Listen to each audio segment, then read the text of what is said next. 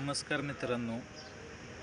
गेली काही वर्षापासून मराठा आणि ओबीसी आरक्षणाचा वाद या महाराष्ट्रामध्ये चालला आहे आणि त्यामध्ये आपण बघायला गेलं तर मित्रांनो, काही मंडळी हे मराठांना, ओबीसीतली काही मंडळी मराठ्यांना आरक्षणासाठी विरोध करत आहे किंवा मराठ्यामधले ओबीसीमधील नेत्यांमध्ये वाद करत आहेत. यांचं एकमेकांचं चालू आहे एकंदरीत बघितलं तर. परंतु मित्रांनो, एक गोष्ट लक्षात घ्या तुम्ही, सरकारने देखील मराठ्यांना आरक्षण दिलेलं नाही आहे. जे कुणबी आरक्षण आहे ते पहिल्यापासूनच आहे आणि जे आता नवीन जे ओबीसीचे मोर्चे असतील किंवा इतर ते नेते तयार झालेत ओबीसीचं नेतृत्व करणारे, ह्या लोकांचा मराठा आरक्षणाला विरोध आहे किंवा मराठ्यांनी कुणबीमध्ये येण्यात, ओबीसीमध्ये येण्यात विरोध करत आहेत. परंतु एक गोष्ट तुम्ही लक्षात घ्या मित्रांनो, मराठ्यांना ओबीसीमधून आरक्षण हे दिलंच नाही. कुणबी म्हणूनच आरक्षण आहे आणि ते ऑलरेडी संविधानातच आहे. त्यामुळे विरोध करायचं कारणच नाही. लक्ष्मण हाके जे सातत्याने विरोध करतात, एक राजकीय त्याच्या मागं स्टंटबाजी आहे असं माझ्यासारख्या बऱ्याच महाराष्ट्रातील लोकांना वाटतं. कारण आपण बघितलं असेल, ज्या अर्थाने ते विरोध करत आहेत, त्यांचं म्हणणं आहे की मराठ्यांनी ओबीसीमध्ये येऊ नये. हा समाज हा सुदृढ आहे, राजकीय, सामाजिक सगळ्याच गोष्टींनी हा समृद्ध आहे. परंतु इतिहास जर आपण बघितला तर कुणब्यांना ऑलरेडी ओबीसीमध्ये आरक्षण आहे आणि ज्यांचे दाखले किंवा ज्यांचे पुरावे कुणबी म्हणून मिळत आहेत त्यांनाच आज देखील दाखले देण्याचं काम हे सरकार करीत आहे. त्यामुळं ह्या विरोधामागं राजकीय षडयंत्र आहे, राजकीय पोळी भाजण्याचं काम लक्ष्मण हाकेसारखी मंडळी करत आहेत. आपण जर उदाहरण बघितलं तर ओबीसीमधील देखील काही जाती ह्या समृद्ध आहेत, जमीनदार मंडळी आहेत, त्यांना देखील मोठ्या प्रमाणामध्ये इतिहास आहे. जसा मराठा समाज हा लढवय्या समाज आहे, त्याचप्रमाणे ओबीसीमध्ये देखील लढवय्या समाज आहे, जमीनदार समाज आहे. या महाराष्ट्रामध्ये म्हणा किंवा देशामध्ये या जमिनीवरती त्यांनी देखील राज्य केलेलं आहे, त्यांचा देखील इतिहास आहे. परंतु ते कुठंतरी लपवायचं आणि मराठ्यांनी राज्य केलं हे भासवायचं, मराठ्यांनी हे केलेलं आहे, त्या लोकांवरती अन्याय केला आहे, आमच्यावर अन्याय करतो आहे मराठा, ह्या पद्धतीने कुठेतरी सांगण्याचा प्रयत्न ते करत आहेत. परंतु त्या देखील जाती ह्या मराठ्यांच्याच खांद्याला खांद्या लावून लढलेल्या आहेत. मराठ्यांनी एवढीच त्यांच्याकडे देखील जमीन आहे, सर्व काही आहे, परंतु त्या लोकांना आरक्षणात अधिकार आहे, परंतु मराठ्यांना नाही आहे. म्हणजे ही देखील दुटप्पी भूमिका आहे तशी कायद्याची बघायला गेलं तर. आणि दुसरी गोष्ट तुम्ही बघितलं तर मराठ्यांना अजून आरक्षण मिळालंच नाही आहे ओबीसीमधून. हे जे आरक्षण मराठा म्हणून, कुणबी म्हणून दिले जाते हे ऑलरेडी आहे. त्यामुळे नवं असं काही मराठ्यांना मिळालं आहे असं मला तर काही वाटत नाही. आणि त्यामुळं कुठंतरी राजकारणासाठी मराठा आरक्षणाचा किंवा ओबीसी आरक्षणाचा मुद्दा उचलायचा, त्याचं राजकारण करायचं आणि ते तसंच सातत्याने चालू ठेवायचं, हे चुकीचं आहे पहिली गोष्ट. आणि हे जे लोक करत आहेत हे देखील महाराष्ट्राला संपूर्ण माहिती आहे.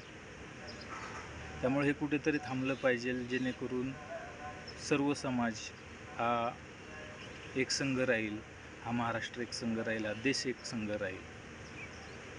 तुम्ही म्हणजे मराठ्यांमधील देखील नेत्यांचं जर आपण स्टेटमेंट बघितलं, कमेंट, मुलाखती बघितल्या, तर हे गोष्ट कोण सांगत नाही किंवा ह्या गोष्टीवर कोण बोलायलाच तयार नाही. तुम्ही धनगर समाज असेल किंवा माळी समाज असेल, ह्यांचं जर तुम्ही हिस्ट्री काढून बघितली, हे देखील वतनदार समाज आहे, हे देखील जमीनदार लोक आहेत, यांना देखील पाटीलकी होती, देशमुखी होती, राजघराणे होते, सर्व काही होतं. फक्त काय मराठ्यांमध्येच होता असं काही नाही आहे. आणि राहिला प्रश्न गाव पातळीवर, गावगाड्यामध्ये मराठा समाजाचं वर्चस्व असण्याचा, गाववाड्यामध्ये त्या समाजाचं वर्चस्व असतं ज्या समाजाची लोकसंख्या जास्त असते. म्हणजे समजा एखाद्या गावामध्ये मराठ्यांची लोकसंख्या जास्त आहे तर तिथं मराठ्याचं नक्कीच चालतं. परंतु एखाद्या ठिकाणी जर धनगर समाजाचा किंवा इतर कुठला समाज असेल, माळी असेल, वंजारी असेल, तर त्या गावामध्ये त्याच लोकांना प्राधान्य दिलं जातं किंवा राजकारणामध्ये त्या लोकांना जास्त मान नसतो. हे देखील समजणं तितकंच गरजेचं आहे. आणि राहिला विषय राजकीय मराठा नेत्यांमधला, राजकीय मराठा नेते जर समृद्ध झाले असतील, पैशा पाण्याने ह्याने श्रीमंत असतील, समजा 1% असेल, 2% असेल, त्याच्यामुळं इतर मराठा समाज त्यांना तुम्ही आरक्षण देऊ नका.